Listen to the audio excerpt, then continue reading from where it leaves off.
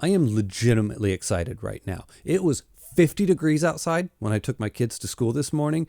Fall is my favorite season of the entire year. Halloween is my favorite holiday, and spooky season starts early this year.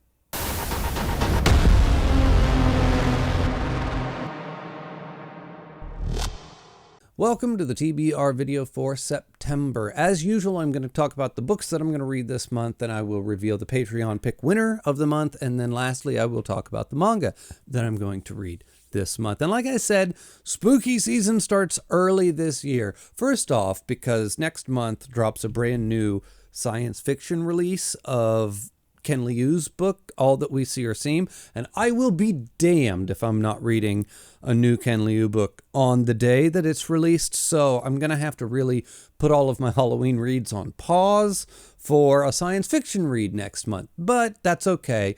I'll just start them a little bit early, and instead of starting one book early, I'm going to start two because I'm super excited.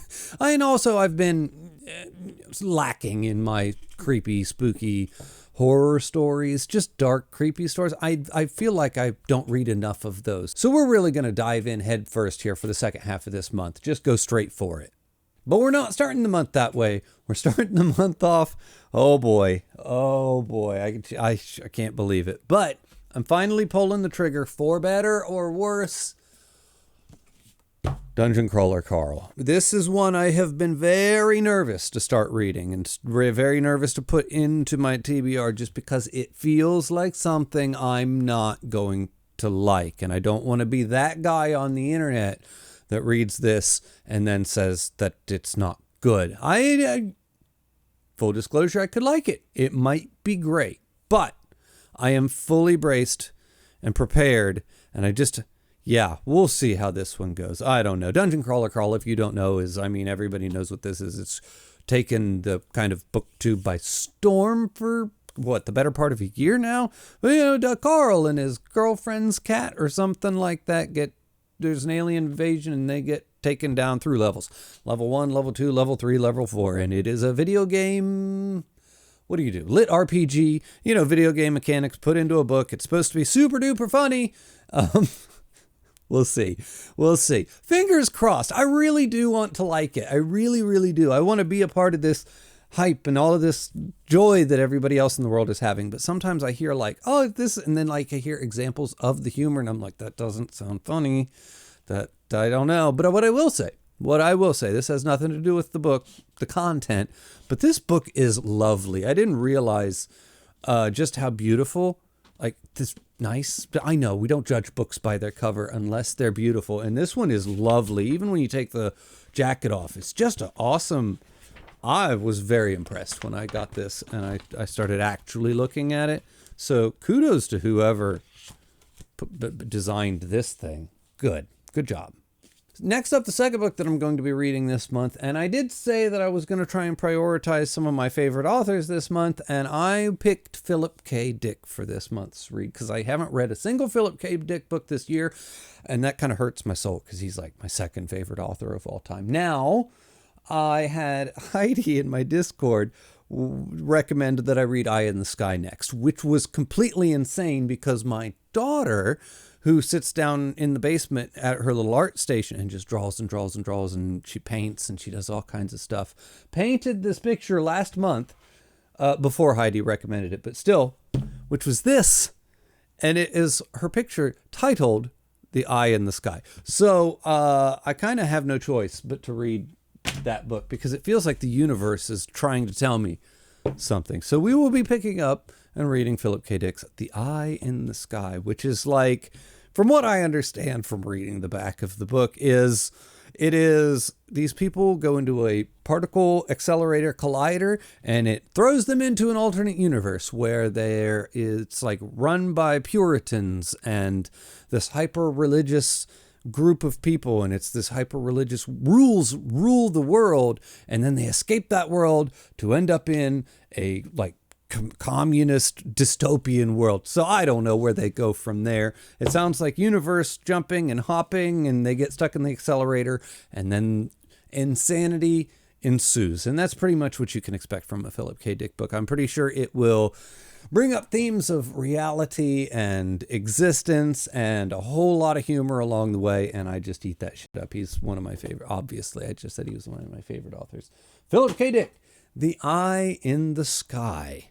Now, after we've gotten those 2 books out of the way, we officially start spooky season for 2025, and I'm kicking the year off right. At least it feels like the right foot to start on, and it's going to be Slewfoot by Brahm.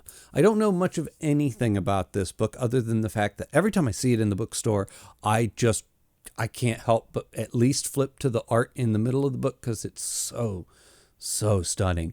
And this is a book about the Puritans and the pagans in the year 1666. And there is a creature that lives in the woods named Slewfoot. Some people call it a protector. Some people call it the devil. And that's about all I know. It's like it's going to start a war between the Puritans and the pagans, I think, somehow. And it just, everything about it sounds like just so creepy, just so perfect, just the right foot to be starting spooky season on this year. I am pretty excited to get to this one. And then after that, we're moving right on into The Buffalo Hunter by Stephen Graham Jones. I read earlier this year The Only Good Indians, and it was wonderful. I really liked that one. It was just a wonderful story. This one is The Buffalo Hunter. This is a story of 1912, and the Blackfeet Indians have had a massacre, and I believe it is vampire related, but the story is going to be told in the year 2012 by somebody who's finding journal entries of the year 1912. So we're kind of going back and forth between the two and the Blackfeet Indians and whatever this vampire menace that is happening is, I don't know. But it sounds good. Old period piece, while being about the Indians, while being about vampires, while being written by Stephen Graham Jones. I don't feel like you can go really wrong with that. But we're going to find out. Next up, let's talk about the Patreon pick for the month of September. And this month, the winner was The Player of Games by Ian M. Banks. And I'm pretty excited about this one. There were a couple of different series that were on my 10 series I want to read that people nominated for the Patreon pick. And this is one of those series. So we get to start the Culture series earlier than I normally would have. The only big caveat is I was going to stubbornly start with Consider Phlebas, but that's not happening now. Apparently it's Player of Games now. And this one was nominated by It's Just Marvin, or at least that's what I'm going to call him here because he goes by something different on Discord than he does on Patreon, and he nominated this one through the Discord, so I'll just go with his Discord handle. I don't know. Last time I called somebody out by their real name, they didn't like that. I won't shout out won't name names, but so I don't know. I should probably reach out to people before I do this, but it doesn't matter. It's too late now.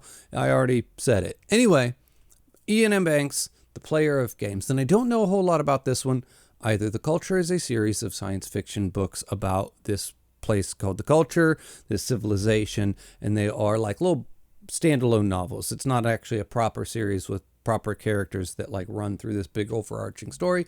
This is just a series of standalone books that happens to take place in the Culture. And I don't know, everything I hear about it sounds great. Everything I hear about it sounds right up my alley.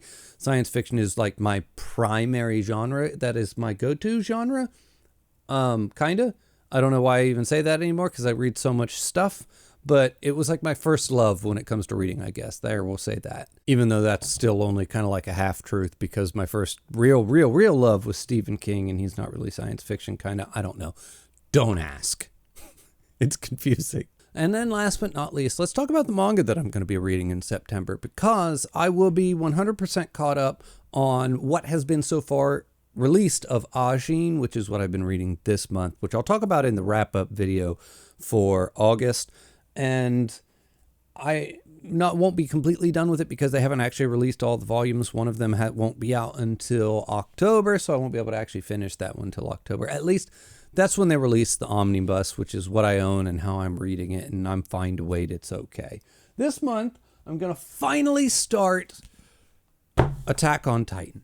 I've had these on the shelf for probably 2 years now. It feels like a really long time. I don't even have all of them. I have the first 5 of these things, and I think there's 7. So we're going to do Attack on Titan. Now, I know the whole story. I watched Attack on Titan season 1 as soon as it dropped. Years and years and years. What is that, like 2012? Some ridiculous long time ago.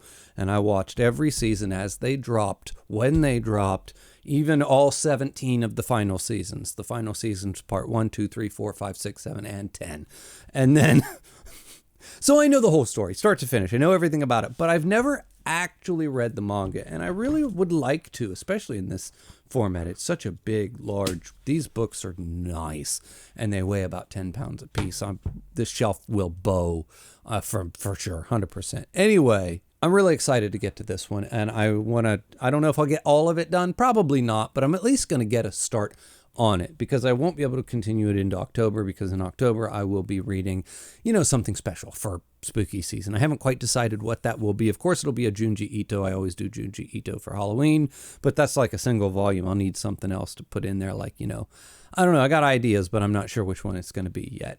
Also, this month, I had another patron recommend Gundam Suit, Mobile Gundam, whatever it's called, The Origin. And like I always do when I get all these nominations, I go and I look them up and I look into them and I kind of research them a little bit before I actually roll the die to see what wins. And I don't know if I should keep doing that, because I read into things and I get excited. So now I'm excited to read Mobile Suit Gundam, because it's like The Origin, which is the story of the original 1970s run, but it was written in the 20-teens, but it was written by the original creator, so it's modern but retro, but actually the real original creator did it. I don't know. It sounds cool. It looks cool. The books are fucking beautiful. The physical, if you've seen them, if you know, oh my God. So now I'm excited to read Mobile Suit Gundam. So if by the time we get to the September wrap-up video, and for some reason I have a volume or 2 of that under my belt as well, don't be surprised. That's all I'm saying. I guess I should say shout out to Draglogia, because he is the patron who suggested it, and he's the whole reason why I'm like, maybe I should add more to my already crowded month. But that's okay, because that's what makes this fun. That's also it's kind of like the curse of being a mood reader, which is, just kind of what I am and how I exist. But that's also what makes reading so exciting for me, is getting excited in the moment and then grabbing stuff on a spur of the moment. That's way better than, what's next on the schedule, at least as far as I'm concerned. Anyway, that's it. That's everything that I plan to read in the month of September. And as always, everybody, the link for my Patreon's in the description below. The link for my Discord's in the description below. Thank you for watching, and I will see you next time.